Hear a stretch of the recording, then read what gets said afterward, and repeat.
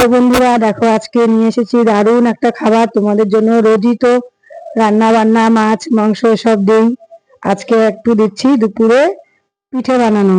আজকে দুপুরে আমি রান্না করে পিঠে বানাচ্ছি। আজকে তেমন কিছু রান্না করে নিই, সকালে দেখিয়েছি শুধু কই মাছটাই বানিয়েছিলাম, তাই পিঠে বানাতে শুরু করে দিলাম।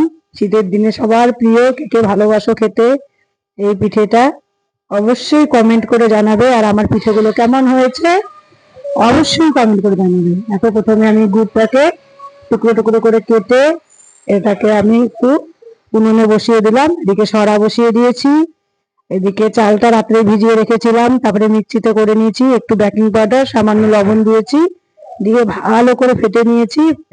নিয়ে দেখো সরাতে একটুখানি তেল ঘষে দিলাম, দিয়ে দেখো আমার গোলাটা কত সুন্দর হয়েছে। এখন আমি এখানে দেখো দিয়ে দিলাম এটা বানিয়ে, তারপরে এটাকে কিন্তু দেখো আমার সরাতে পিঠেটা লেগে গেল, ভালো হলো না, মনটাই খারাপ হয়ে গেল প্রথম পিঠেটা। তাই আমি আবার আরেকটা ছোট কড়াই বসিয়ে দিলাম, ওটাকে বাদ দিয়ে ক্যান্সেল করে দেখি এখানে কিরকম হয়, দেখা যাক। এখানে ভালোই হয়েছে মোটামুটি, কিন্তু একটু তেল লেগে গেছে পিঠেটার মধ্যে, তাই আমি আবার একটু অন্যরকম করে তেল ছাড়াই দেখি এবার বানিয়ে দেখো দিয়ে দিছি। এবার দেখো পিঠে ভালো না হলে মনটাই ভালো লাগে না, পিঠে সুন্দর হলে মনটাও ভালো লাগে। দেখো এবার আমার পিঠেগুলো দারুণ হচ্ছে, দেখো কত সুন্দর হয়েছে, সব ফুলে ফুলে উঠছে, তেল চিটচিটেও নেই, দারুণ হয়েছে।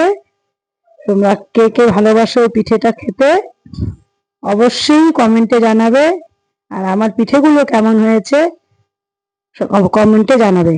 আর সবাই চলে এসো আমার বাড়িতে পিঠে খেতে, সবার নিমন্ত্রণ থাকলো আমার বাড়িতে পিঠে খাওয়া। দেখো আমার এক একটা পিঠা এক এক রকম এত সুন্দর হয়ে ফুলছে, এখন বলার মতো না, দারুণ হয়েছে, এটা খেতেও সেই টেস্ট। চলো বন্ধু, টাটা। বন্ধুরা সবাই ভালো থেকো, সুস্থ থেকো, টাটা, বাই বাই। সবাই চলে এসো পিঠে খেতে।